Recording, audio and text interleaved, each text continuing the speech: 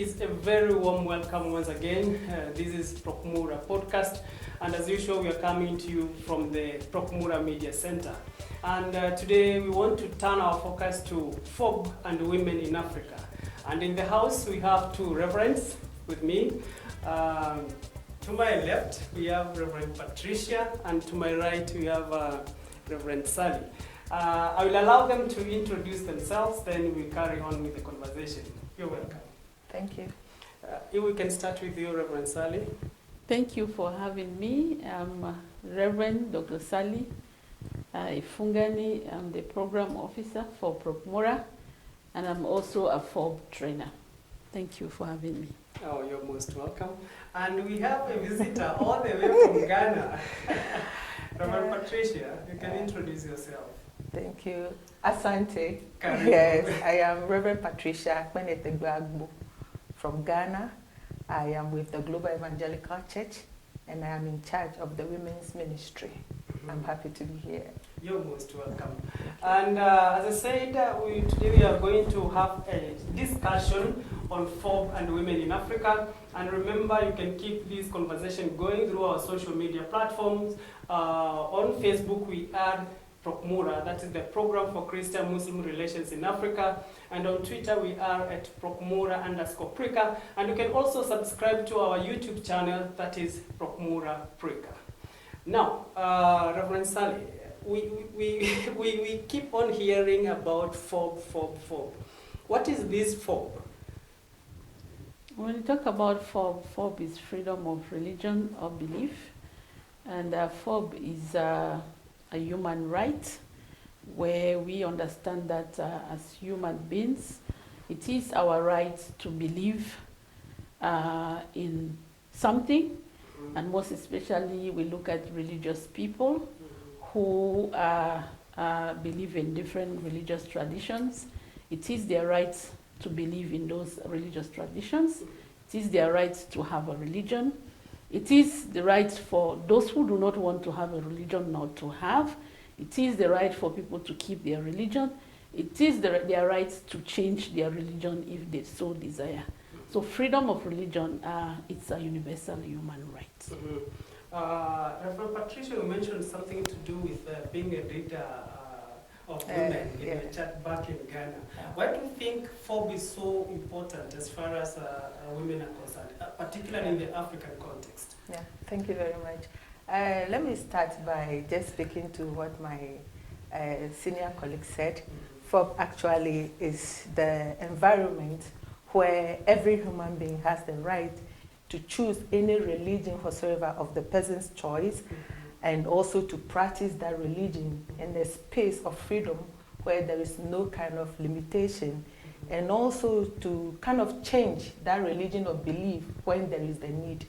And when it comes to the space of women, you know, it means that every woman should have the right to select any religion of her choice, to practice same in a very free atmosphere without any form of limitation. And also when the need arises, the woman should be free to change her religion without any form of intimidation or coercion. But unfortunately, you know, within the African context, we live in a very patriarchal system. So it's like men are, excuse me to say, in charge, and they control virtually everything. So when it comes to the space of religion, they are in charge. So women virtually have less say or even no say. So we are looking at a system where the African woman will have the right to choose any religion of her choice. That is the FoRB for women, where every woman will have the right to select any religion or belief of her choice, to be able to practice the same religion or any religion of her choice, and also to change same if the need arises without any intimidation or any coercion from any man or any authority.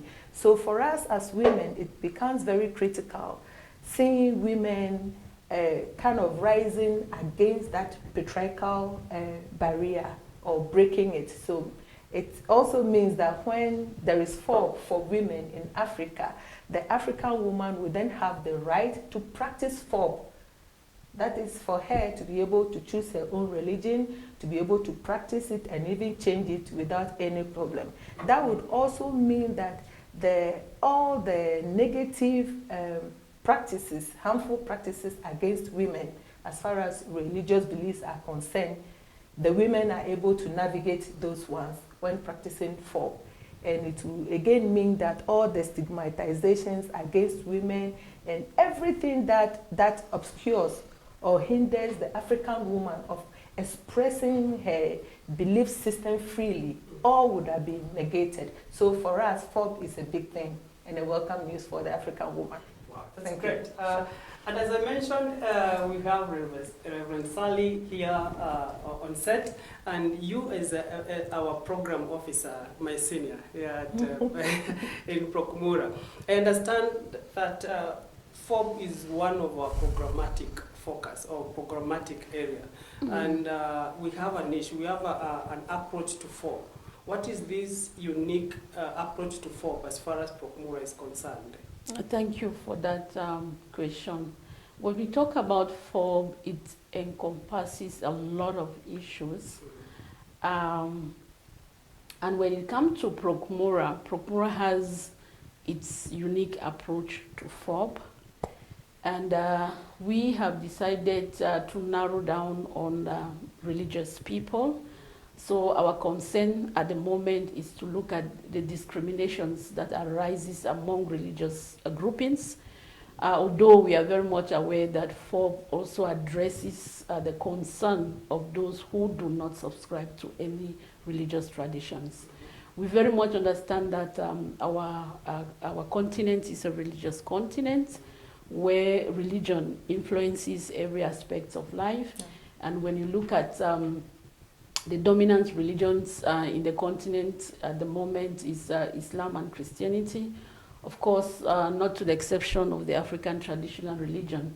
And so we look at those differences that exist between Christian church denominations and within the Islamic groups, and see how we encourage these different groups and denominations to be able to accept one another and do not discriminate each other on the basis of religion.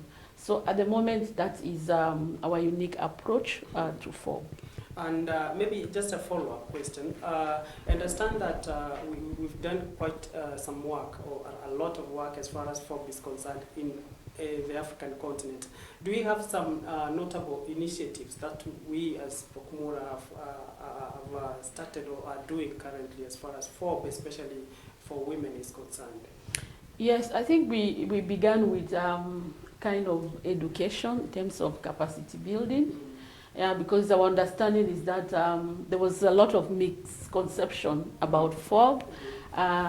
People began to look at FoRB to be a kind of a Western concept that will not be applicable in our context, and a concept that has come to erode our African traditional belief systems. And so we began by educating the people to be able to understand that FoRB stands for human rights, and that FoRB does not legitimize any religious belief or system, but FoRB protects people and not religions or traditions. So education has been our first approach and pillar, and in doing so, we have been able to raise a lot of awareness on the importance of promoting FoRB for all and also for women when it comes to the African continent. That's great. I think Reverend Sally mentioned something about FoRB at times being regarded as a foreign concept or a Western concept for that matter. That means it's not been a smooth sailing affair, especially in the African continent. Now, with women at the center stage, when we're talking about FoRB and women, maybe you can give us examples.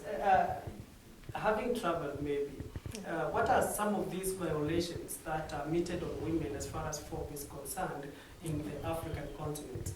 Yeah, thank you very much. I think I'll be very general in my scope. And I think the very first one that I want to speak to is the issue of a how do I put this? ordination of women into ordained ministry.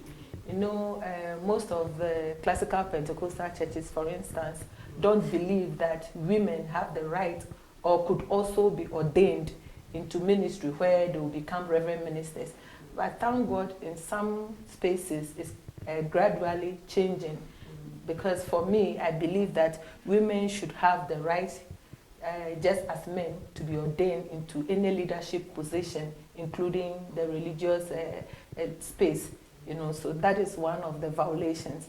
We are looking up to the time where women will be given the opportunity to be ordained as reverend ministers, irrespective, or not only reverend ministers, maybe in terms of Islam, we are looking at women imams and sheikhs and all that, and also within the African indigenous religions where women should also take up leadership positions. So one of the areas where women are neglected to the background is they are not being called into leadership positions, especially the ordained ministry. Another violation that I can readily recount is where in my jurisdiction as a Ghanaian, you know, often when a woman is married, you are automatically leaving your church and following your husband to his church. And that comes whether you like it or not. And I feel it's a very big violation. Because, for instance, assuming I am a member of the Global Evangelical Church and maybe I am married to a man from a different denomination, having liked and brought up in the spirit of Global, I am compelled, just on the basis of marriage, to leave my church and follow my husband to his church. It could be that I love my husband for who he is, but not for his religious beliefs. But on the basis of marriage, I am compelled to abandon my faith and follow him. I think it's a very serious abuse that should be taken a second look at. That women, whether you marry or whatever thing, you should still be free to practice your faith. You know, that is another one. And the third thing I would want to speak to is, you know, in some religious settings, when a woman is in her menstrual cycle, she is seen as unclean. Yes, so she will be relegated to the background. People wouldn't want to have anything doing with her. She will be seen as not holy. But, you know, for me, even what makes you as a woman is the beauty of you having your menses. So in that time, there's nothing wrong with you. So you should be allowed to do just anything, including religious practices, when you are in your menses, because that is not what word should I use? Self-induced? Yes. Something like it's something that nature or God has given to us.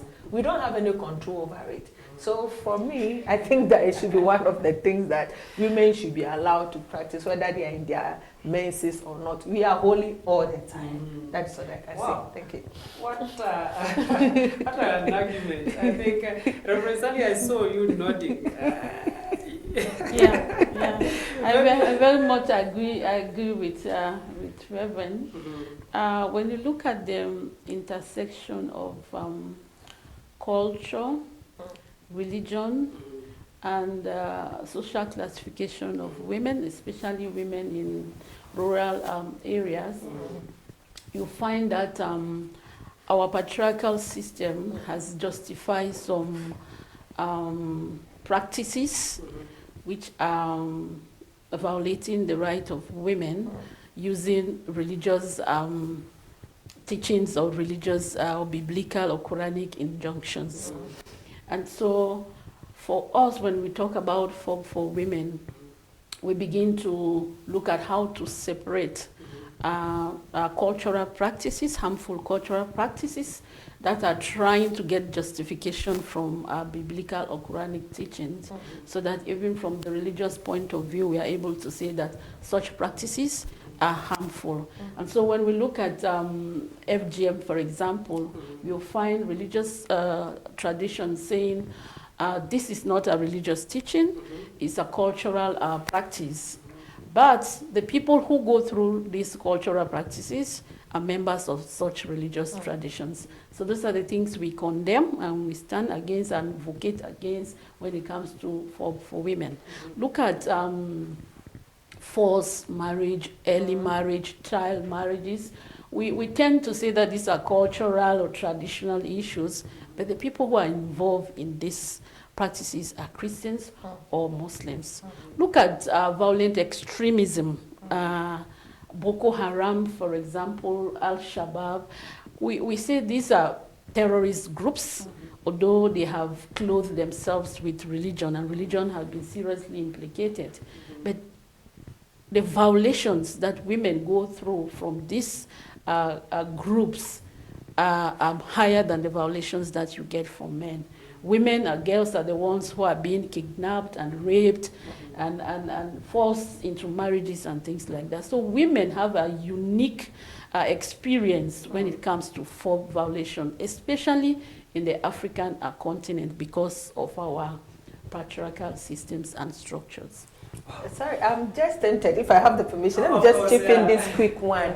There was just a recent development, I think in April or so, just this year, where a 63-year-old man who happens to be a traditional leader got married to a 12-year-old girl.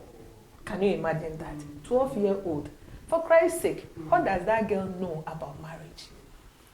You know, I can't understand it. But thank God, you know, everybody rose up. I think Ghana, it was something good that we did. There was a very loud outburst. Even individuals, organizations, we all rose up. And I think the girl has been sent back home to unite with the parents. But the question is, what does that 12-year-old girl know about marriage? What can she do as a married woman? Good question. And that brings us to another juncture, if you allow me, Reverend Sally. We've talked about culture, we've talked about tradition, and we've talked about these FoRB violations that are being meted on women.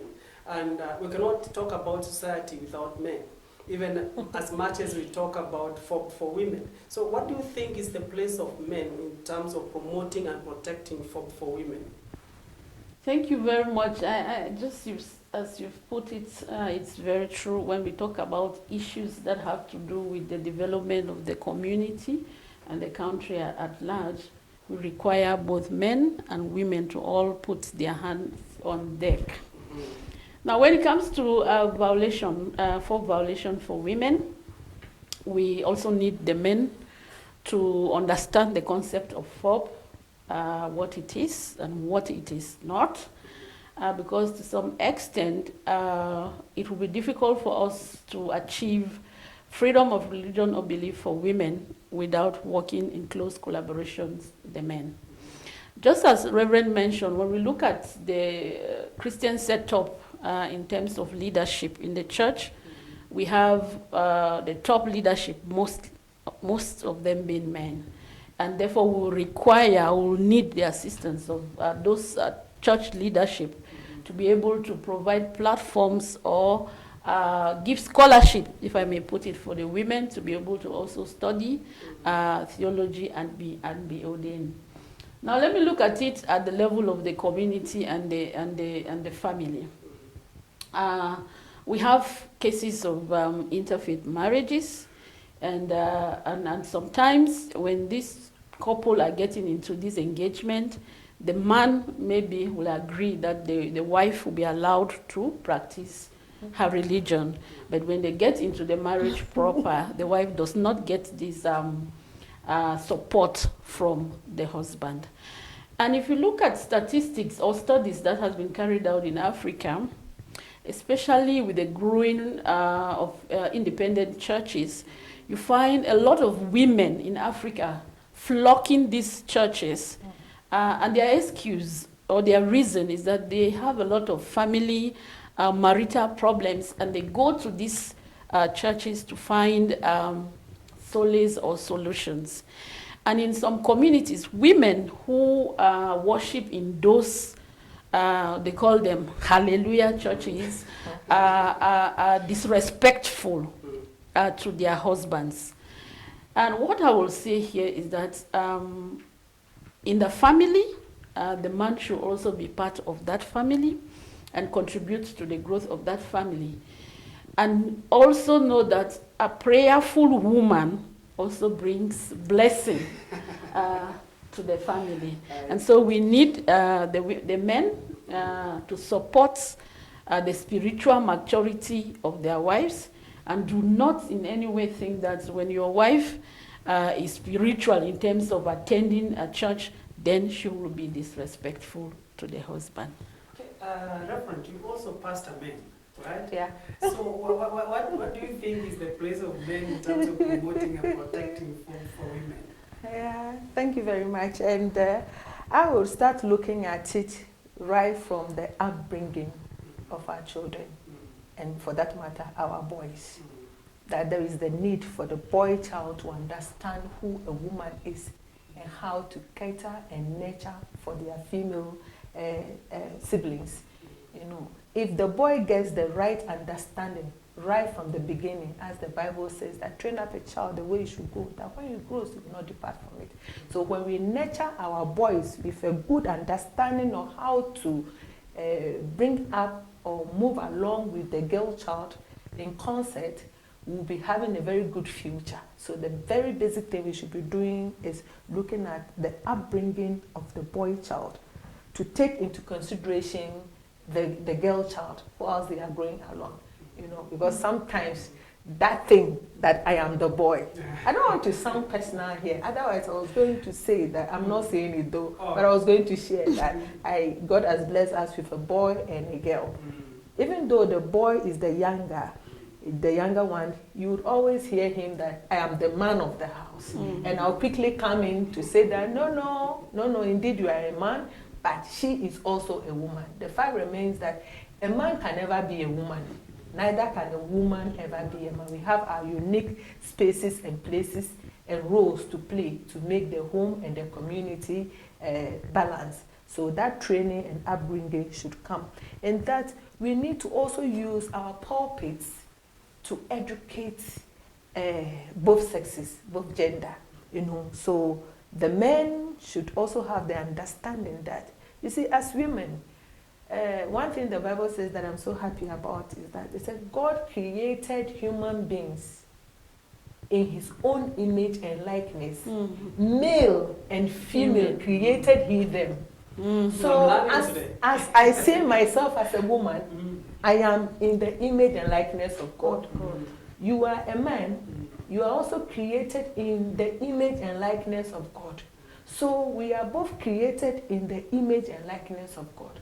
So you need to accept me as a form of God, and I also need to accept you as a form of God. When we do that, there will be peace in the community. There will be acceptance in the community. There will be that understanding, and there will be mutual respect, which we really need. Because if men understand that women are also created by God, and they are in the image of God, and they are created for some unique purposes and roles that men, no matter what, cannot fill. I mean, this vacuum, you will see that that understanding will help them to appreciate who a woman is and the woman's contribution either to the family, to the church, or the community as a whole. So that space too needs to be filled. Wow, that's the beauty of having two reverends on set. I'm telling you, today I'm being blessed. Reverend, we understand that it's not a smooth sailing affair as far as the implementation of FoRB is concerned, particularly in Africa, especially again when you mention FoRB and women. What are some of these challenges that organizations or even religious or civil societies or anybody, these actors who are in promoting FoRB for women, what are some of these challenges that you encounter day in, day out? Yeah, thank you. Let me begin from, let me speak from PROCMURA's point of view first. Sure. Then I will take it to the general outlook. Now, being that PROCMURA is a Christian organization working with religious people, the first challenge is that the religious people feel that freedom of religion or belief is contrary to the religious teachings or the mission of religion. Being that Christianity and Islam both are missionary religions, their mandate is to bring as many people as possible into their religions. And the freedom of religion and belief is saying, let's respect the rights of others and the choices that they have made. Either they want to belong to a particular religion or not, let's respect those rights. And so working with religious people, they begin to feel that those who do not belong to any religion or who belong to a religion that is different from theirs, it is their mandate to make sure or to ensure to bring those people into their religions. And if we are telling them that no, that's not what freedom of religion is all about, then they begin to feel like we are challenging the very essence of their existence. And so as PROCMURA, we began by educating the religious people to understand FoRB from their religious perspective, from their religious teachings. What does the Quran say about you dealing with somebody who is not a Muslim?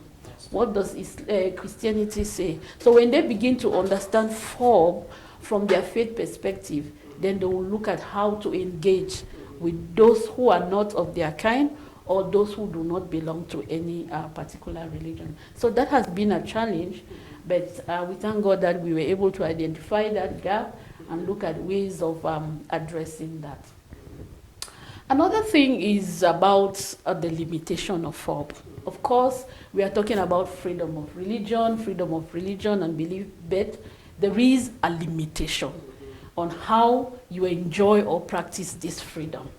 And that has also been a challenge for people to understand that you have a limitation when it comes to expressing or practicing your religion. You do not have a limitation to choose, have, change, keep, or do not have a religion. But you have a limitation when it comes to how you practice that religion, your expression, the manifestation, in terms of preaching, in terms of what you wear, all of that. If your practice, your mode of practice, infringes on the rights of others, if it affects public order, public safety, then the government has the right to limit that practice. And religious people sometimes, they do not see the need of this limitation. But freedom of religion of belief is saying you have the right to have your religion, but that the practice of your religion can be limited by the government if such a practice affects others negatively. So passing this message and making the people, especially religious people, to understand that their mode of practice can be limited is a difficult thing that we had to go through. But thank God that through the educations and capacity buildings, people have begun to understand that if you invite me in the church and you ask me to drink poison so that I show that God is existing and I die in the process, the government has the right to close that church or put some laws in place to control, regulate the practices of such a religious institution. You're sounding like a lawyer. Do you want to be a lawyer when growing up?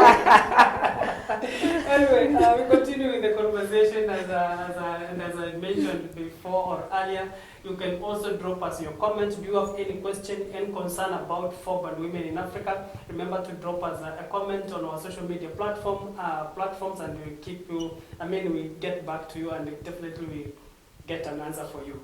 Reverend Patricia, I think Reverend Sally has mentioned government a lot, and I understand from my research that most African countries have that aspect of freedom of religion embedded in their constitutions.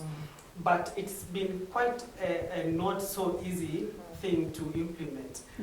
I understand you don't speak for government or something, but maybe from a religious leader point of view, why do you think it's so a bit hard to implement and protect FoRB in Africa, especially for women again? Wow. That's a very difficult one for me to answer, I must confess. No problem. But let me attempt an answer. For me, one thing that stands out is the fact that I liken the whole thing to a football game. I don't know if that's how you call it, soccer, where the referee happens to be the same person who is the player. Yeah.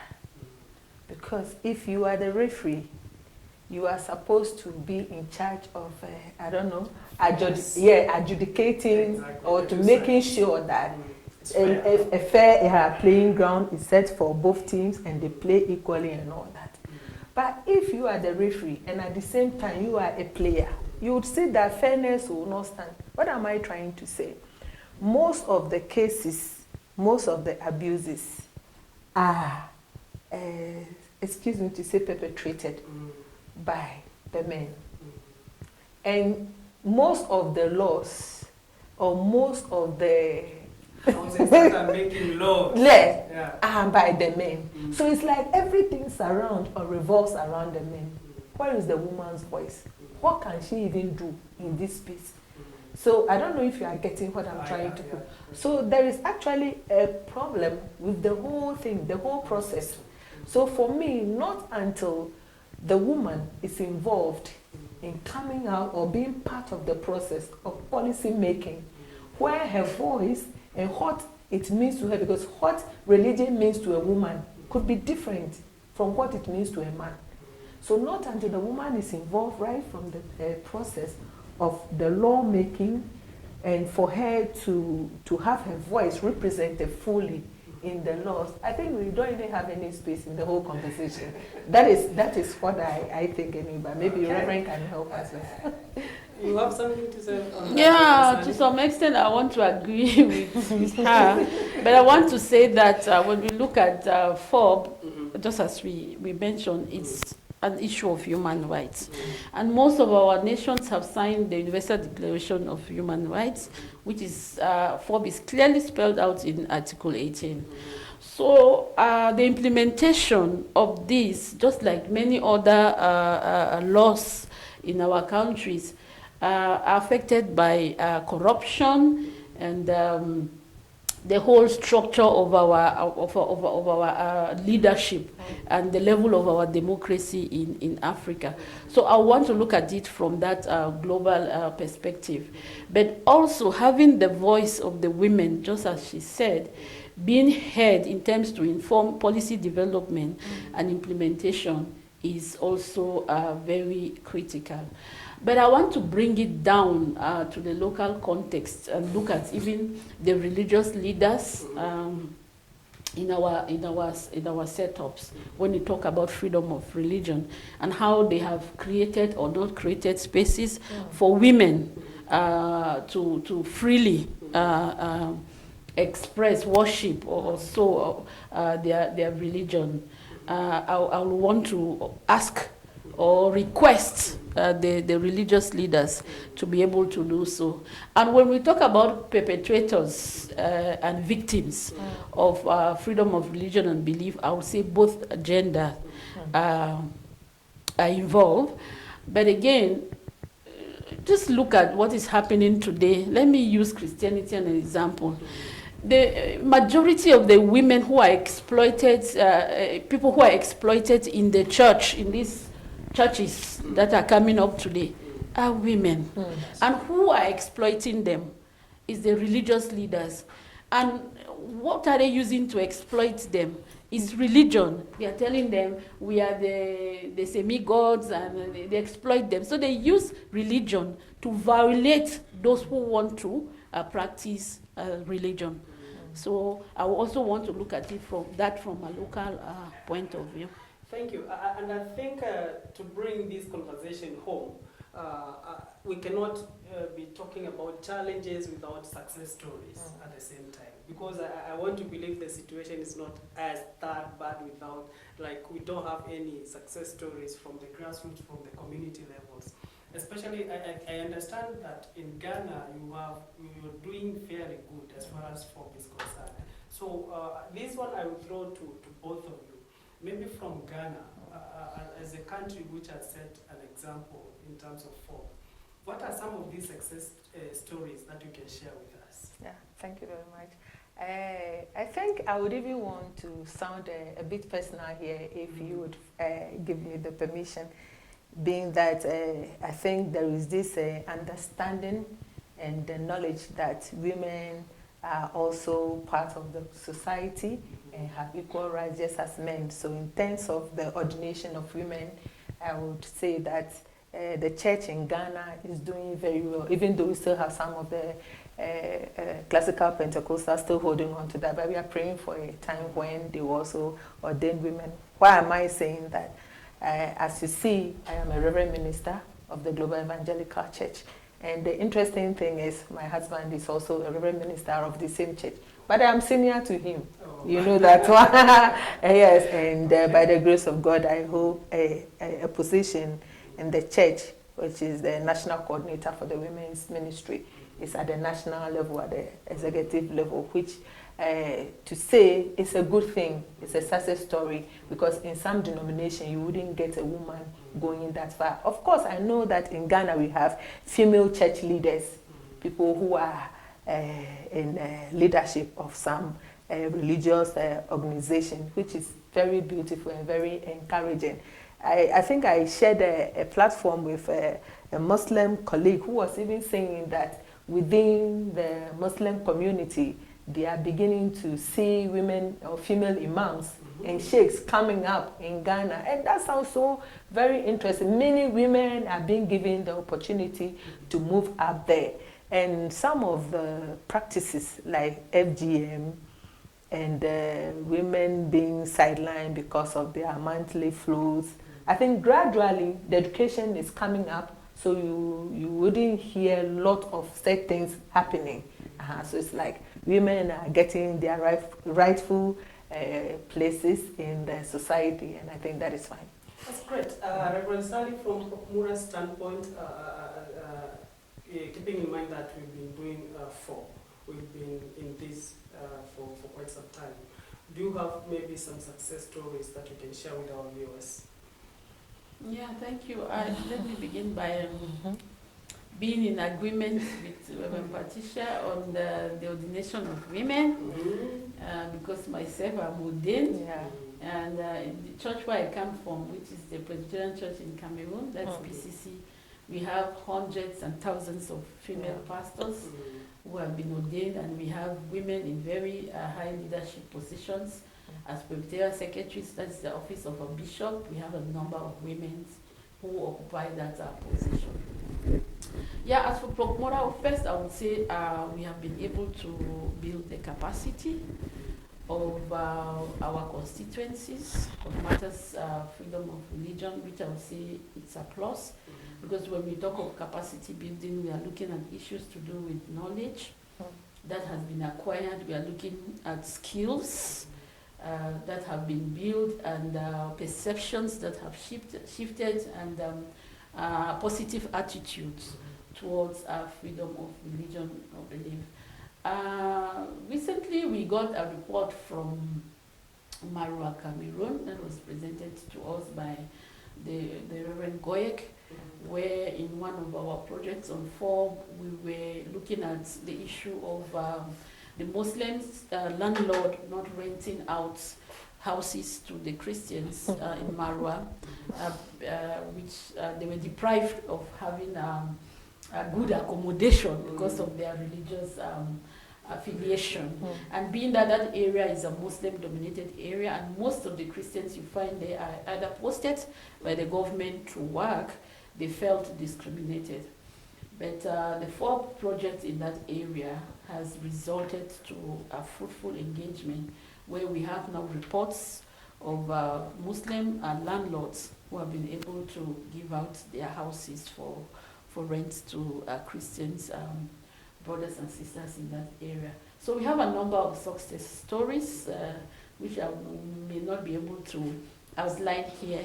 But what I want to say is that FoRB, violation of freedom of religion, is a real issue across the continent. And sometimes people are being violated without knowing that they are being violated, putting the perpetrators and even the victims in ignorance. But the education has been able to help people to identify that this is a violation that needs to be addressed. And for us, those are success stories, and we want FoRB to continue, and so that we'll have a peaceful and a developed nation. And being that FoRB for women, most of the times the discriminations and the violations are hidden because they happen in a domestic space, in the home, within the family, that many people cannot identify or see. Educating the women or the family on FoRB violations help them even within the family to be able to identify those violations. And we have been having reports from our constituencies where FoRB violations have been identified. And for us, that is success. That's great. Maybe your final thoughts, a few seconds. Okay, thank you.